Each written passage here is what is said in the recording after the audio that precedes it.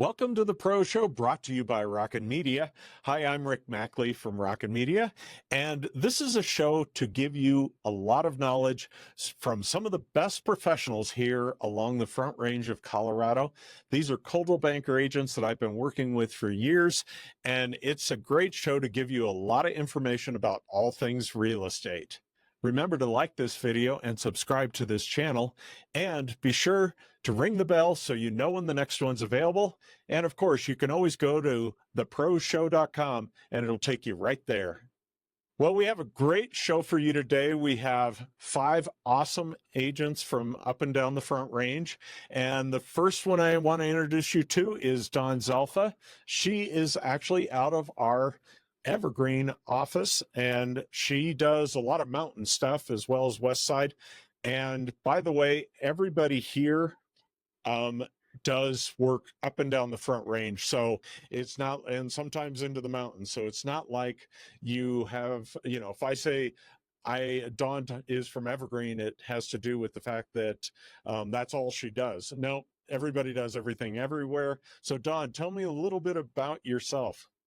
I'm in the Evergreen office. I sell mostly mountain properties, and then foothill properties, and all the way down to the metro, actually.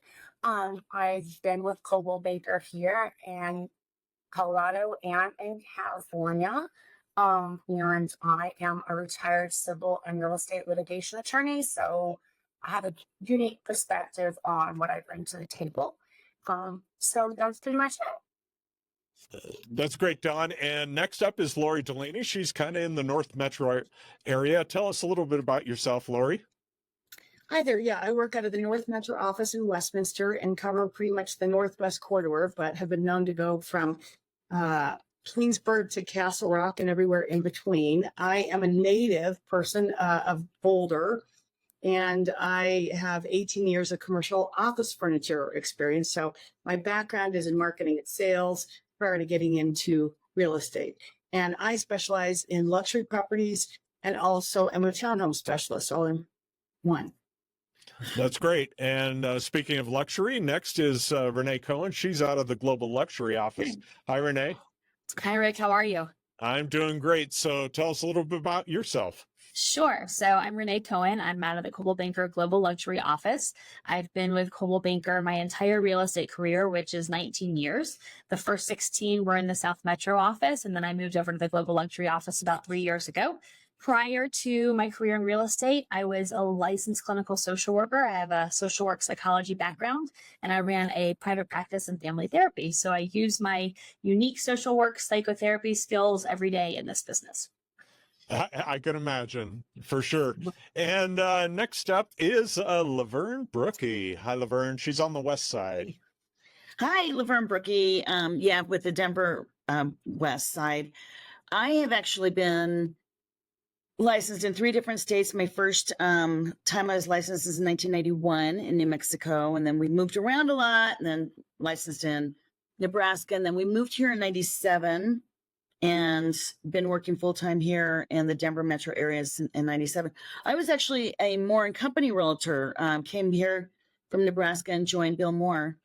And of course, he sold to Coldwell Banker. So I've just been hanging out with Coldwell Banker all this time, just having, I was actually in the South office in Highlands Ranch, but I left that a long time ago.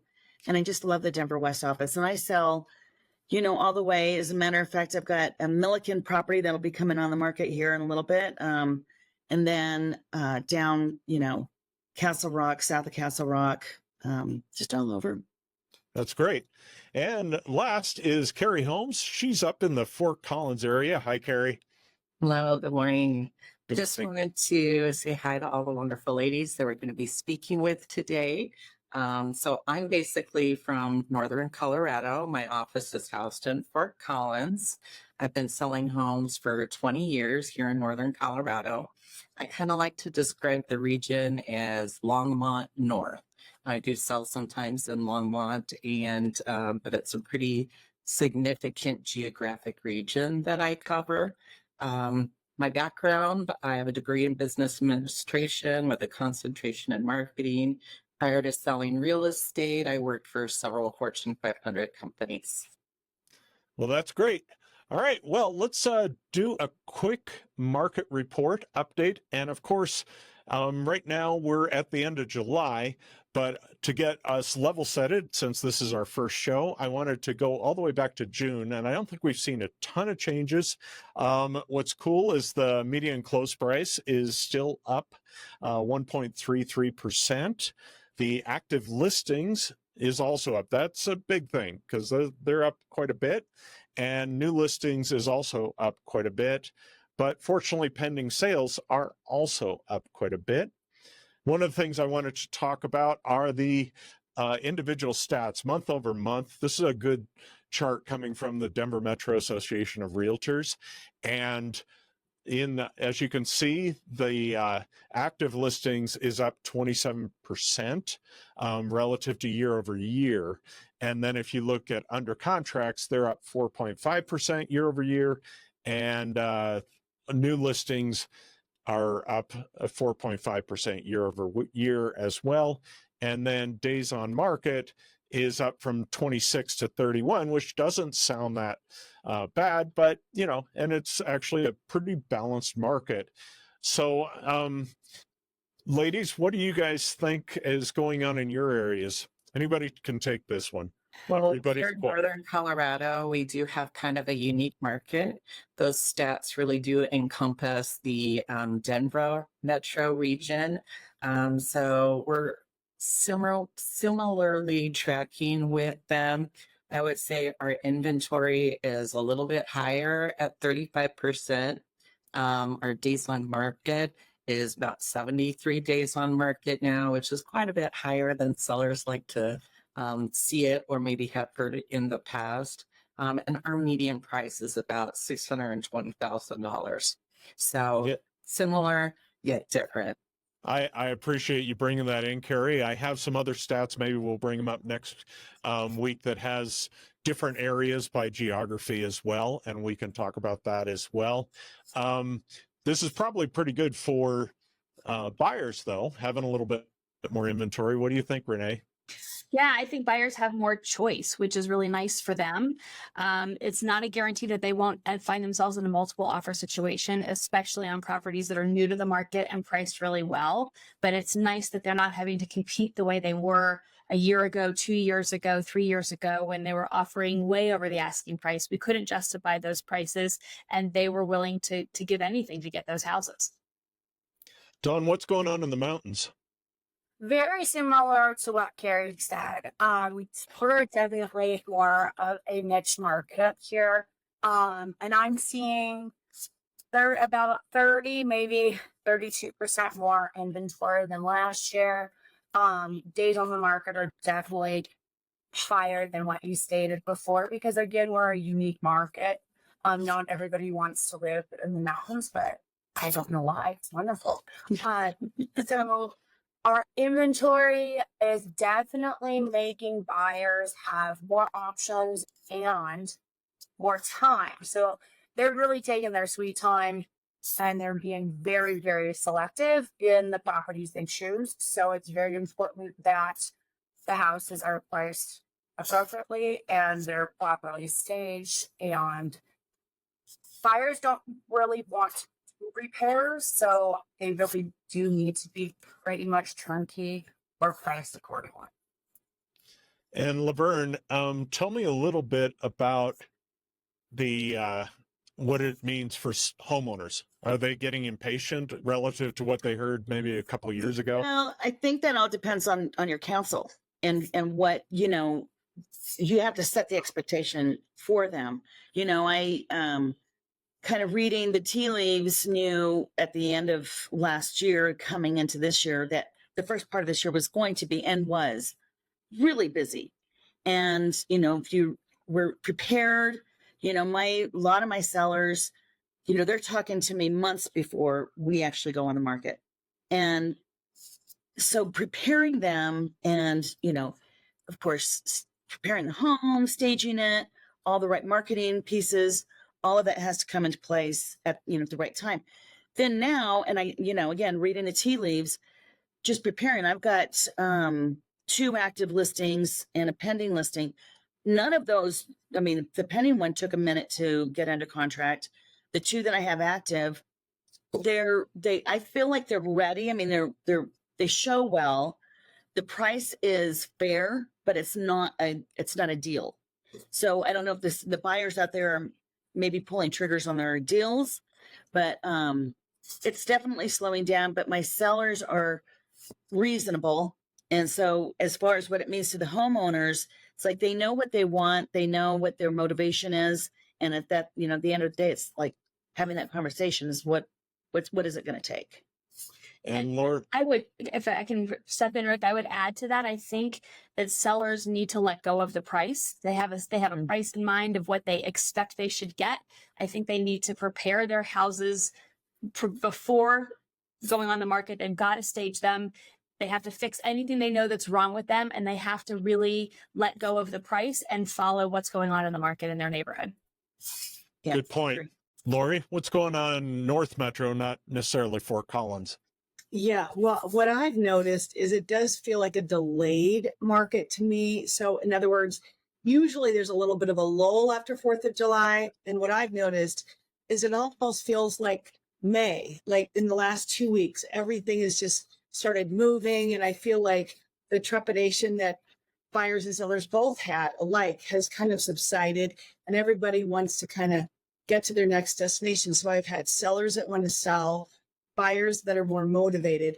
And what I was going to say about the days on market, I think it really depends on the neighborhood. I've had luxury listings that take 61 days, and then I've seen some that fly off the market in 4 days.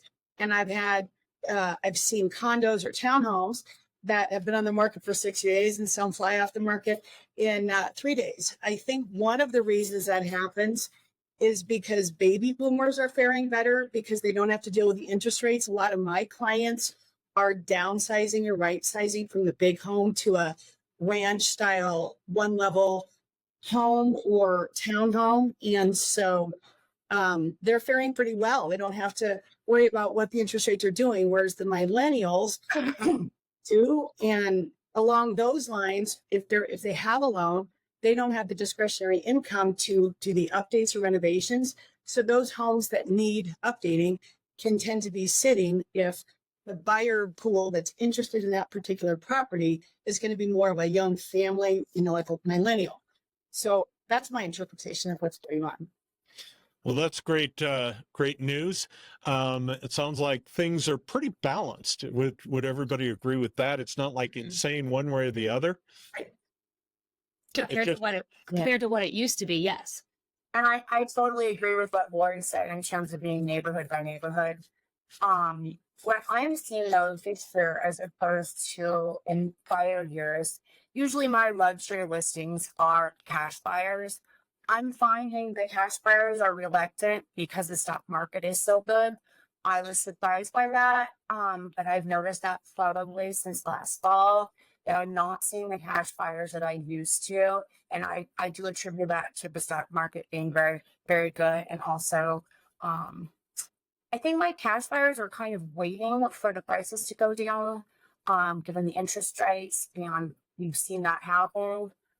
But I've also picked up in the last 2 weeks, just like Lori said, typically up here in the mountains, June is our slowest month, and then we pick up after 4th of July, and I'm totally seeing that happening, which is blessing. Well, awesome. We'll talk a little bit more about the market probably each week because there's always something to talk about relative to that. Now, I think we want to find out what's going on relative to mortgages. Getting your dream home closed calls for an experienced mortgage loan officer. And now it's time for the mortgage report. And speaking of one of the best mortgage pros I know, it's Nancy Alexander from Guaranteed Rate Affinity. Hi, Nancy. Hi, Rick. You are always so complimentary. Thank you. I've known Nancy for quite a long time, and she's been in the industry for 30 years, maybe 30 years plus. Good. So she really knows what she's talking about. And today we're going to talk about interest rates because everybody's following now. They used to be like background noise because they just stayed stable, but now they're up and down, and everybody hears about the Fed rate. Everybody hears about the, what's the Fed going to do? Is that really what they should be watching? I love the fact that you ask it. So the Fed has what we call the base rate, right? The federal funds rate is that base rate that prime sits on top of. So you can take this to the bank, literally, as they say, that prime sits 3% on top of the federal funds rate.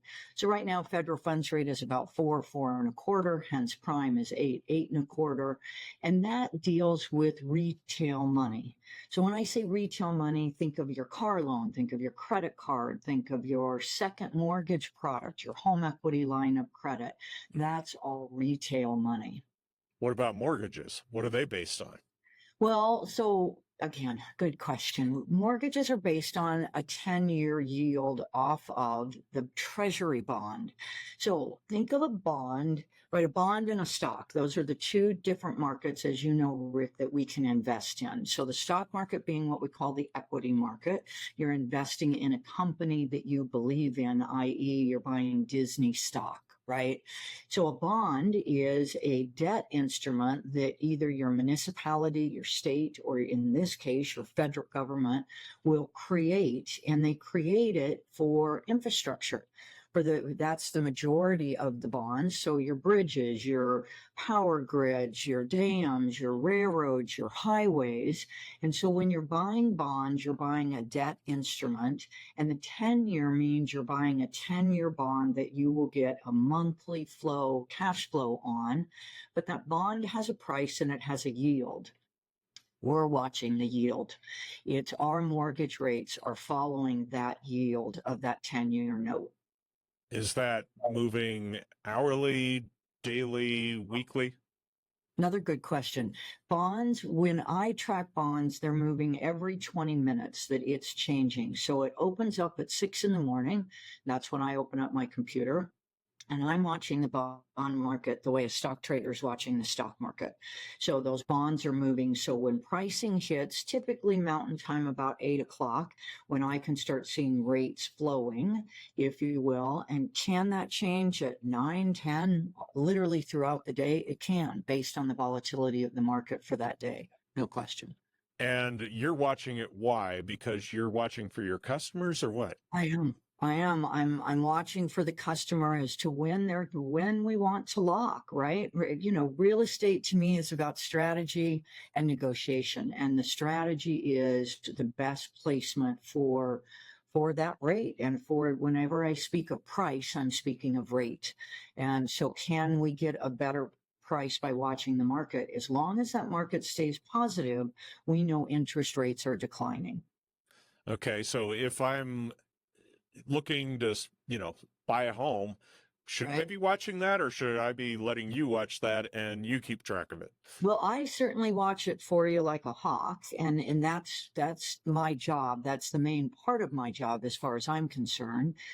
Can you watch it? You bet. You can find it on different instruments and we can play with it together. And again, it's the yield of that 10-year bond that we're watching. And of course, with the volatility, that then leads to, when should I lock my rate? And maybe we'll talk about that next week. What do you think? Oh, perfect. I'd love to. That would be great. Because that's a good thing. But if you want to get a hold of Nancy and find out how she can help you to buy your next home and get that mortgage, you can reach out to her at the number there on the screen. And you also have an Instagram post that you do quite frequently as well, right? I do. Nancy Loan Expert on Instagram. Jump on. There's a lot of good market stuff and just some fun stuff to play with. See, I told you she was a pro. Thanks, Nancy. Thanks, Rick. Appreciate you. Now it's time for the pros and cons. This is where we talk about different elements like what is the pro and con of a new home. And so we're going to talk about new homes this week. I know you guys do a lot of existing homes, but you also show new homes, I assume. And give me some pros of buying a new home. I think the biggest pro of buying a new home is that the builders are tending to captivate the market because they hand $20,000 to the buyers for a 2-1 buy down. And if you don't know what a 2-1 buy down is, it's where you buy the rate down 2 percentage points for an entire year until hopefully the interest rates are going to be lower.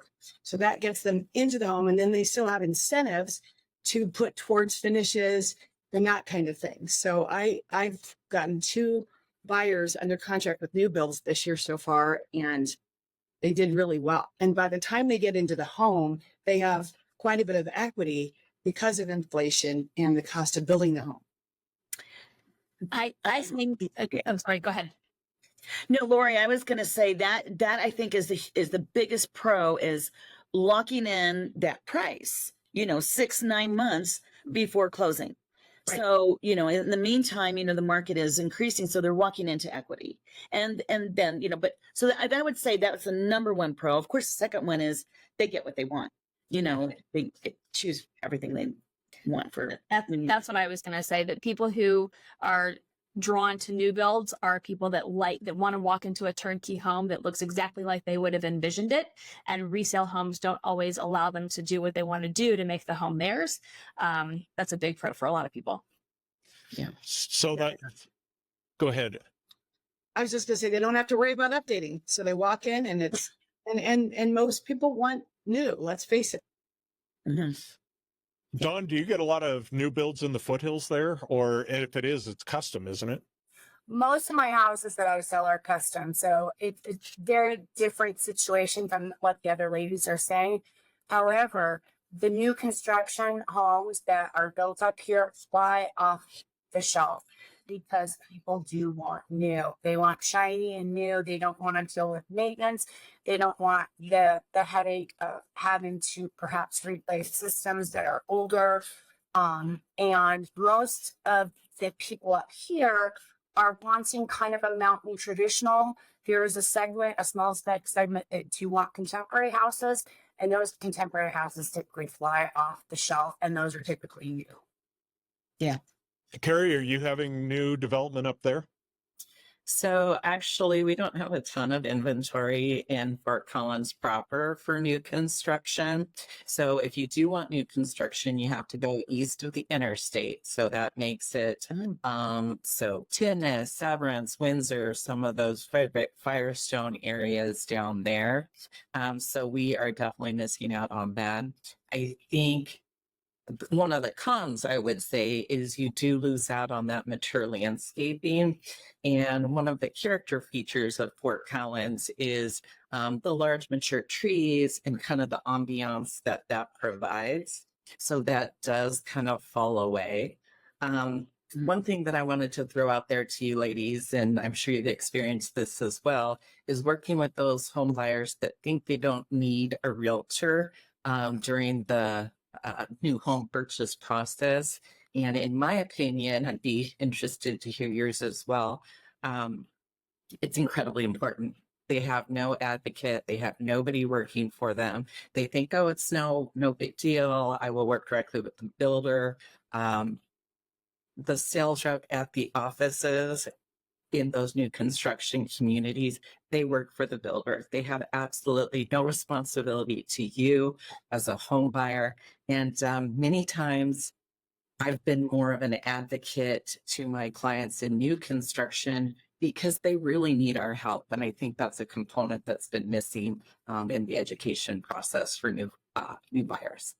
I agree completely, Carrie. And I think, the builders, they use their own contracts, and their contracts were not as buyer friendly as the contract to buy and sell through the real estate commission. There's not as many outs. And I think it's really important that buyers understand what they're getting into when they go sign a builder contract, because the builder contract benefits the builder. Yeah. And actually, I've sold a lot over the years of new construction.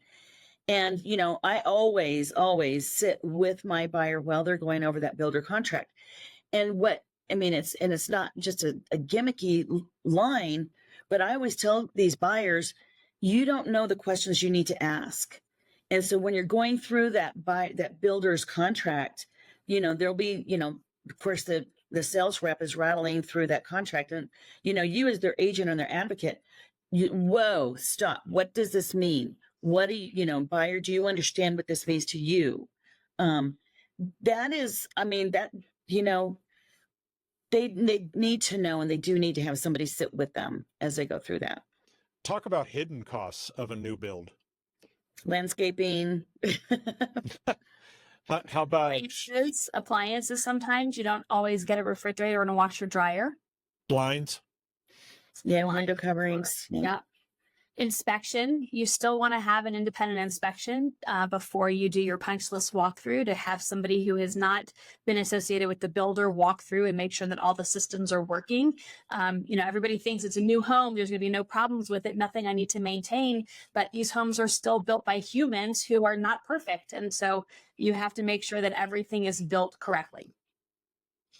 Go ahead. One of the things to keep in mind is not all new construction comes with air conditioning. So some builders up here, that's an add-on and an upcharge.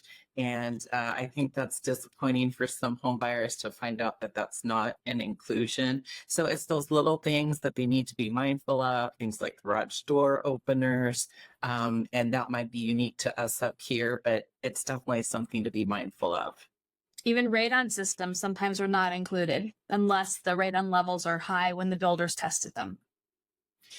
And actually, those buy-down loans, they're probably a con too, aren't they? If rates go up in a few years as opposed to going down, like everybody's sold, they're going to go down. What happens if they go up? Now hopefully your income keeps up, but has anybody experienced any of that where their clients are going, yeah, it didn't work out well for me because of that? I don't think we've had enough time to go by to know. Right. Yeah. Okay. And I do always tell my new build buyers that there's no such thing as a perfect 10 on a home. So yeah, even though it's brand new, there might be slight imperfections. We were talking about earlier. And don't forget, you also have to deal with window coverings, and that can be pricey as well. You might not have to replace windows like an existing home, but the window coverings, that's, blinds, mini blinds, whatever you're going to do is going to cost you some money. So, well, I'm going to actually throw out too a con with new construction too. Not everybody has the luxury of time. And so, there's, the builder says, we'll have it ready at whatever, let's say 6 months. Last year, I didn't sell that many last year, but there was a handful of them that it's like, no, that 6 months ended up taking almost 12. And so that luxury of time is, not everybody has that. and of course, if you're buying a new build that's already pre-built, Yeah. then you're not really getting to get your choices. So you better like what the new build is all about, I guess, too. And not everybody wants to live where the builders are building. So if you want new construction, but you want to be closer into a city, they're harder to find unless you hire your own builder and buy a lot. Showing your property at its best online is one of the first of many important steps to getting your home sold. At Rockin Media, we provide you with the best quality photos taken by staff photographers, not contractors, who process your photos individually. We use our proprietary FlashHDR process, which combines the natural look of HDR with the color accuracy of Flash, along with properly exposed windows. Rockin Media's HDR process is clearly exceptional. Find out more and schedule online at rockinmedia.com. And our next area that we want to cover is called staging. And staging is great because one of the first things that really doesn't seem to apply to staging is probably decluttering. And I'm just wondering what the group's thoughts are on what it takes to declutter a home. First of all, define it. What does it mean? It's important part because a lot of our mountain homes up here are not huge. Of course, my luxury ones are, but the decluttering mostly to make the house look more spacious, to reconfigure it so it's maybe not the best vision, but it shows the best in the pictures. And that's something you have to impart on the clients on the first visit that you have, that please don't be offended. I'm going to be telling you things to primarily remove. And then once we get those removed, we'll think about adding things in. Our mountain homes are typically very brown. And so when I stage, I like to bring in some color because it will really pop. If we don't have that color, Rick's photos can't be the best it can be. And, you know, I've been in my house 20 years, so I'm never moving because decluttering, you know, I have all this stuff around me too. So, you know, I'm never moving, but which isn't good on a real estate show. No, I'm moving next year. That's what I'm going to do.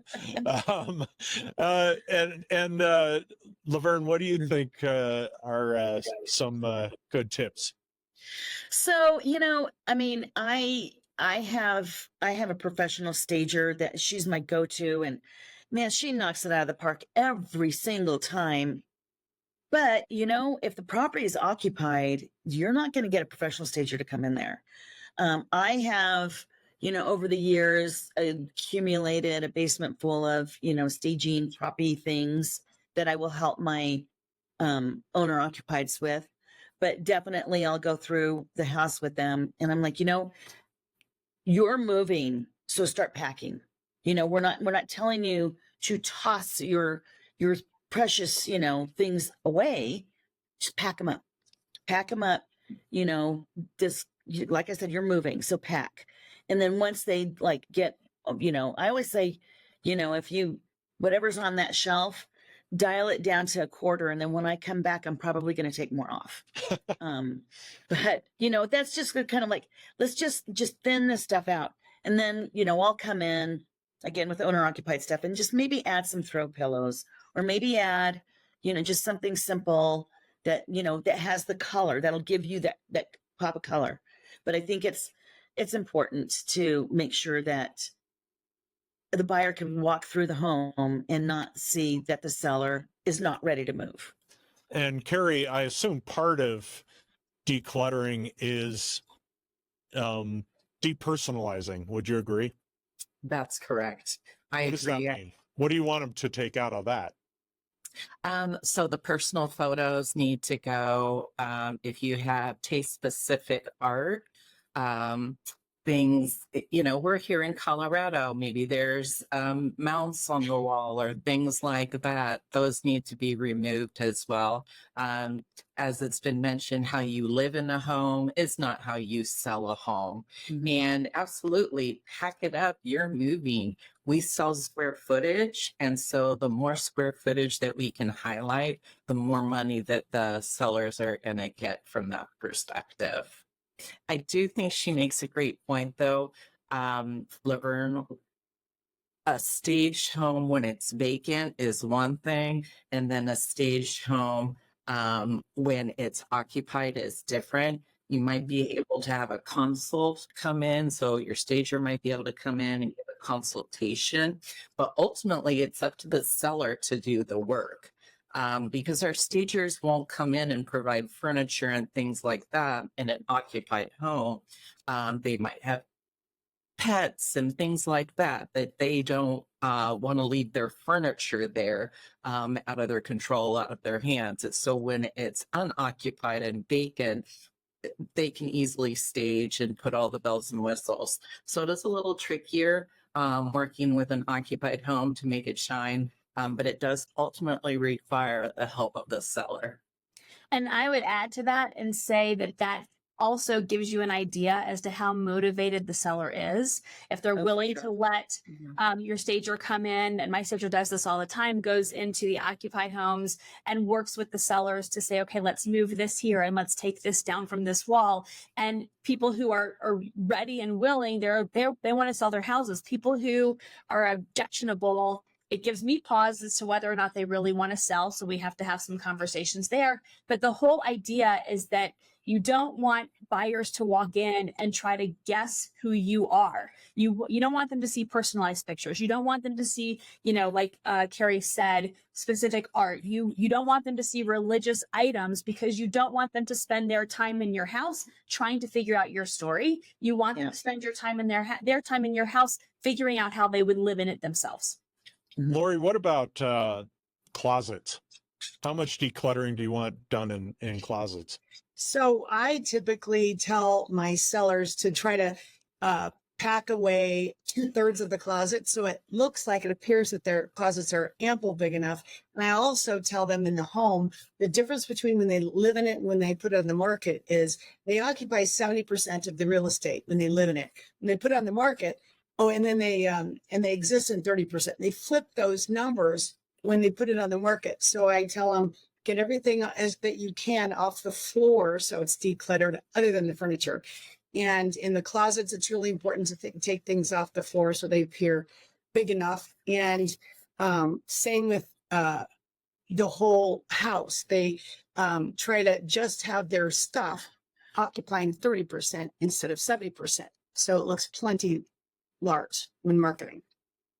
I have to beg to differ on the closet situation. From my perspective, sometimes our sellers get overwhelmed, and so they can't, I don't want them to get bogged down in the selling process. So I tell them to focus on the house, focus on the interior space. If you can't declutter closets, that's okay. If you need to move furniture, boxes, things into the garage, do it, because I'd rather see that packed full of stuff, because the buyer knows, okay, they're moving. They're ready. This year.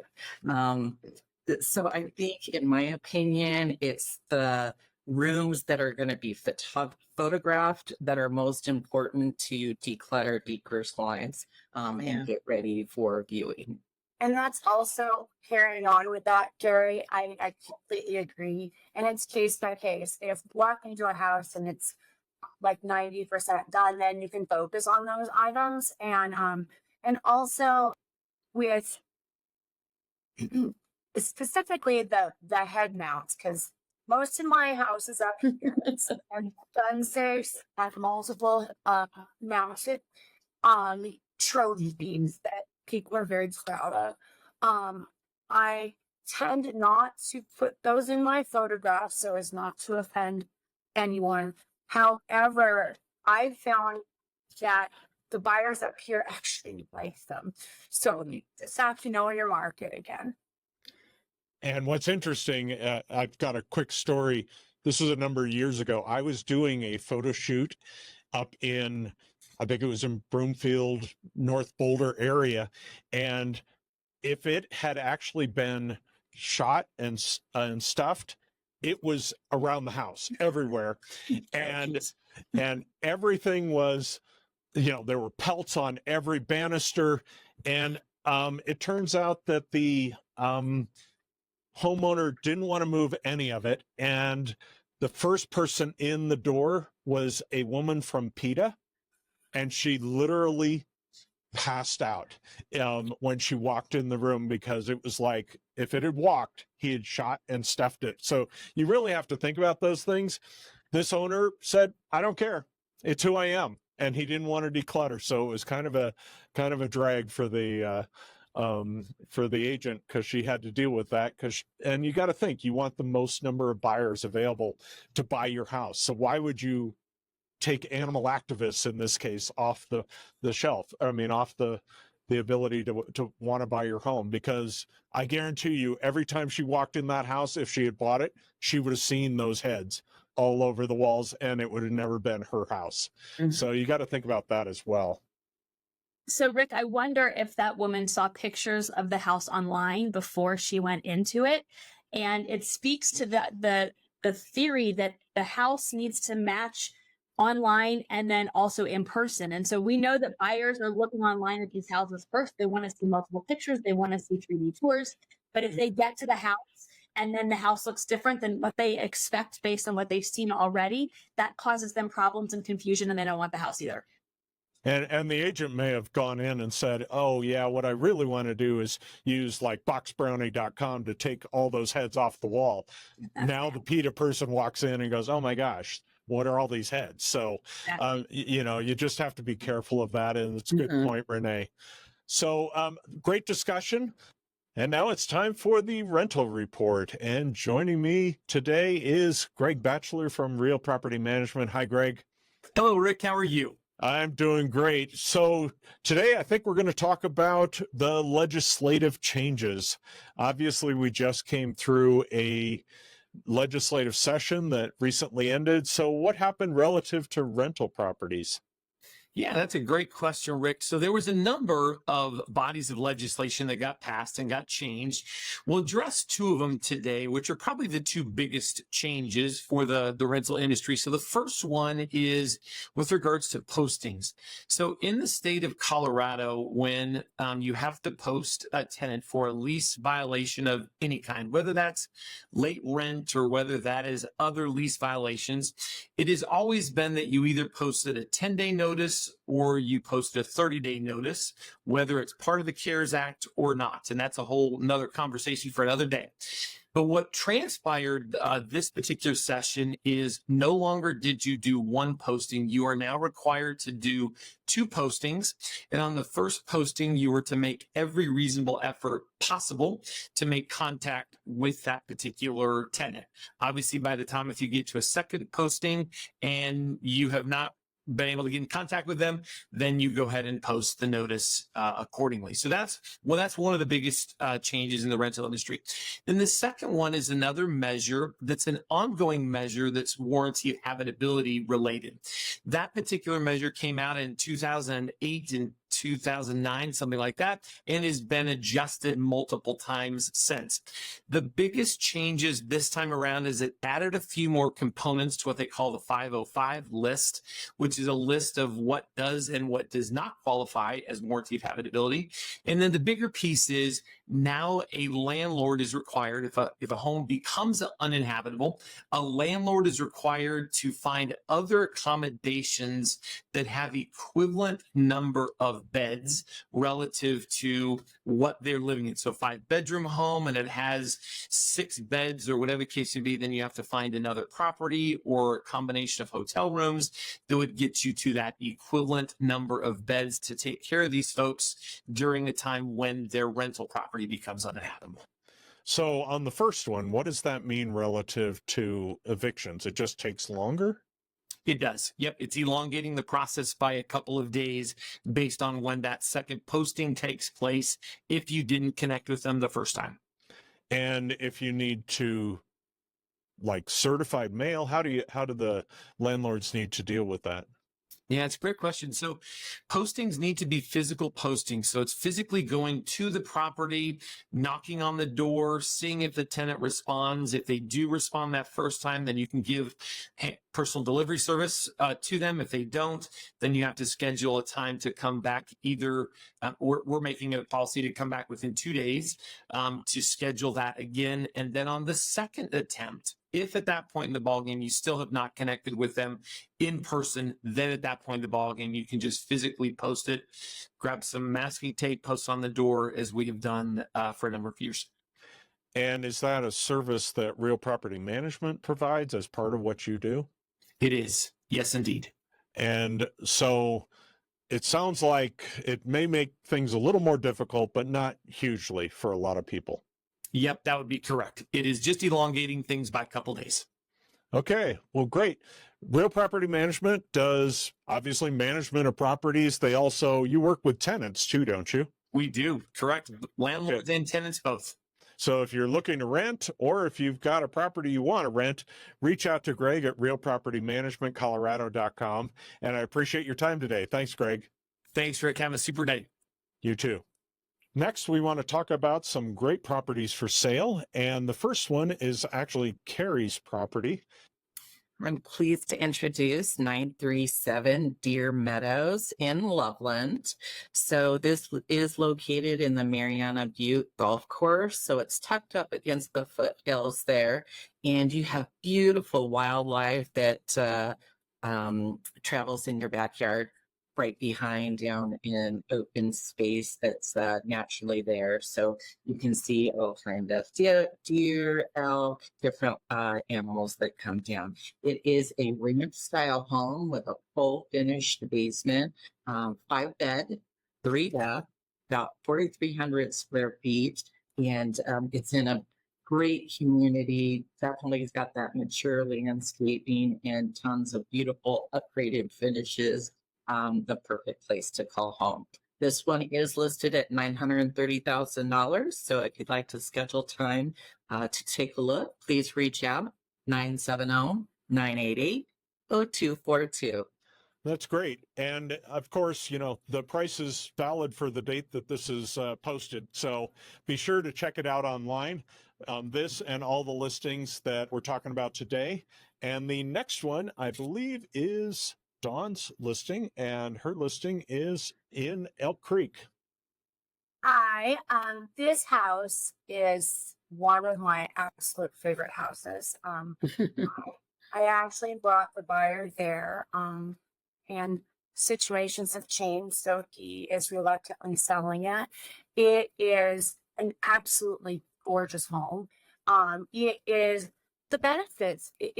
Of course, it looks very rural and rustic, and you get to enjoy all of that. But it's really only 7 minutes off of 285.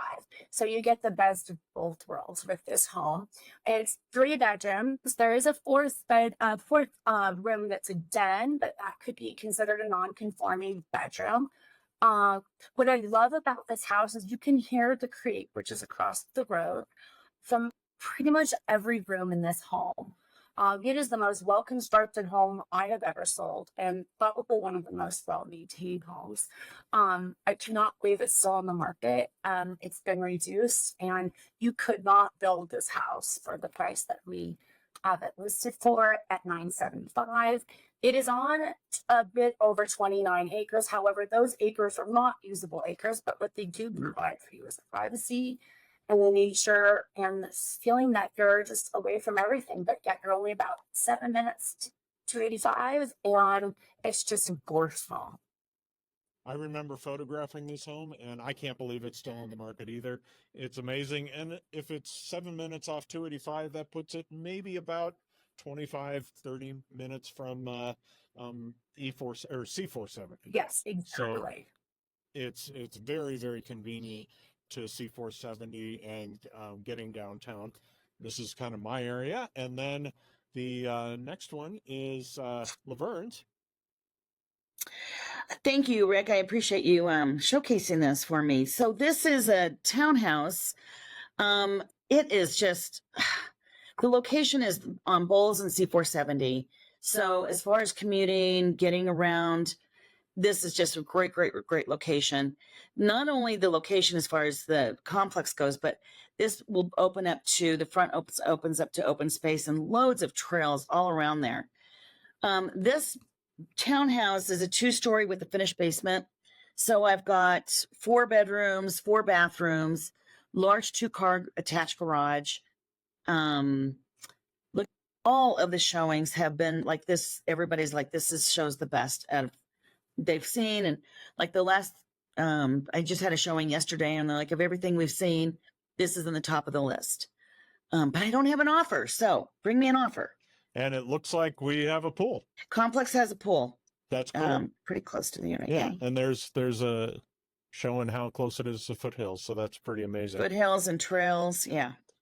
All right, well, this has been great. Hopefully we will see you again next week, both online and our team shows up here. We have a number of other agents that may be joining us next week, and I thank you all for your time. It's been a great day and great discussion and a great first episode of The Pro Show.